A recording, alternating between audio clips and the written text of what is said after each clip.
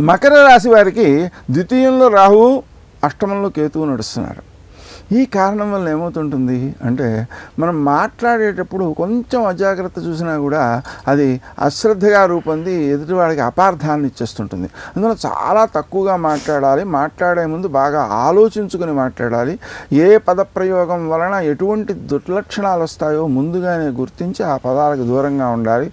అలాగనే ఈ శని యొక్క సంచారం అనేటువంటిది బాగుంది. ఎందుకంటే లగ్నాధిపతి ఉండి తృతీయంలో సంచరిస్తున్నాడు. ఆ కారణంగా జన సహకారం బాగుంటుంది. ముఖ్యంగా మన కింద ఎవరైతే పనిచేస్తూ ఉంటారో వాళ్ళ యొక్క సహకారం చాలా బాగుంటుంది.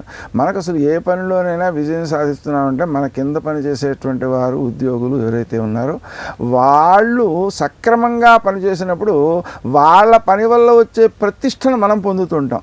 కాబట్టి అక్కడ వాళ్ళు సక్రమంగా పనిచేసేటువంటి పరిస్థితి ఉంది. కాబట్టి మకర రాశి వాళ్ళకి చాలా మంచిది. అలాగే షష్ఠంలో గురుడు ఉన్నందువలన వీరికి ఏమవుతుంటుంది అంటే, శత్రువులు వీళ్ళని ఇబ్బంది పెట్టడం కోసం ప్రయత్నం చేస్తారు. ఆ ప్రయత్నంలో వీళ్ళ కృషిశీలత పెరుగుతుంది.